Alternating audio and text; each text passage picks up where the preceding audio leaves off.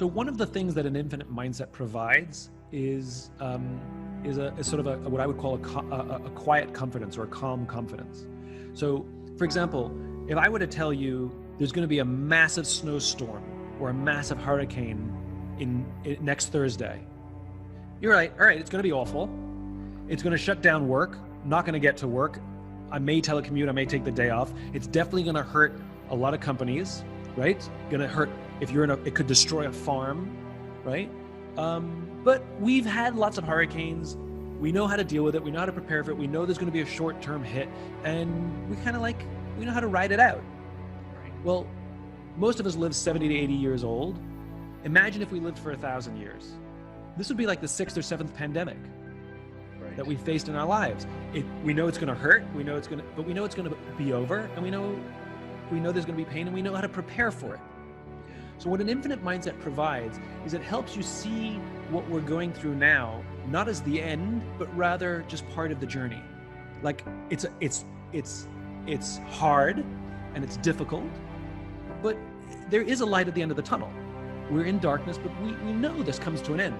We also know that life will not be the same afterwards. This is like World War II.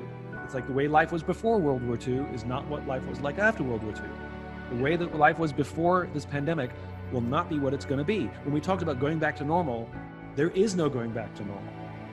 As a friend of mine called it the other day, which I like, we're going back to abnormal. It will be different. We don't really know how. But this is, what's really important to remember is this is not without precedence, which is we have gone through things before that have shaken the business world, sometimes forcing companies out of business. What do you think the internet did? I mean, the internet, put a lot of companies out of business who couldn't adapt to a new business, to the new change, and it created new businesses.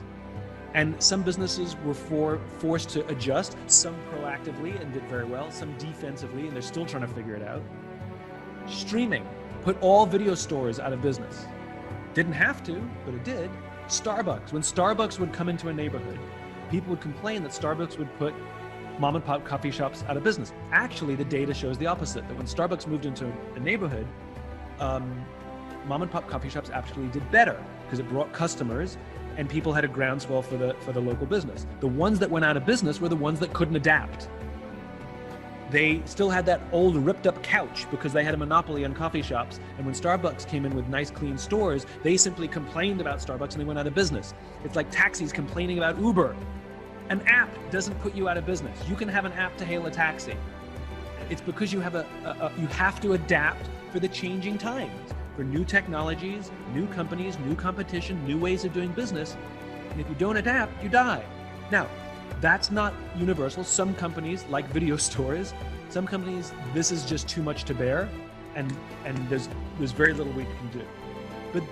But to think of this in terms of what skill sets do we have, what is our why, and how else can we bring that to life, this is way more sudden than the internet. It's way more shocking. It's way more unnerving, but it's not new in business. We know how to do this. I read I'll tell you two stories. There's a restaurant in New York City called Res Dora. It's a pasta restaurant. It's a relatively new restaurant. It's only been open about 9 months, so they're still they're still making a name for themselves.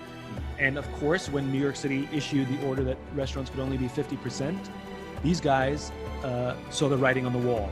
They could see that this is going to get worse.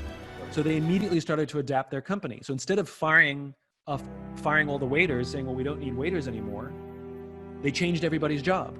So all those same waiters are now packaging food and organizing online orders and call-in orders, which, by the way, they had to develop. This is a high-end restaurant. They didn't deliver food. They had to immediately figure out how to do that.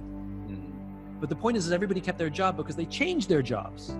Yeah. So just as the company had to adapt, the people had to adapt as well. The people who said, well, I'm only a waiter, well, I got no job for you. Yeah. And so what we're experiencing even in our own company, which is we're forced to adapt. We do live events. Well, that doesn't exist anymore. So if I have somebody on my team going, I'm only going to do live events, well, I got none for you. So we have to adapt as individuals as much as we have to adapt as companies. I tell you of another pizzeria in Chicago. Of course, 70% of their money came in from selling slices. Well, that's done. Not sustainable. So what they recognized is they have assets, they have resources, they have a pizza oven. And so what they did is they started ordering medical grade, industrial grade plastic that their oven was hot enough to heat. And they started making face shields to sell to hospitals. So they're using their pizza oven to make face shields because they can get the oven hot enough to melt the plastic. Wow. I mean, genius. Yeah. Now, when this is all over, they may go back to selling pizzas, or they may have two businesses.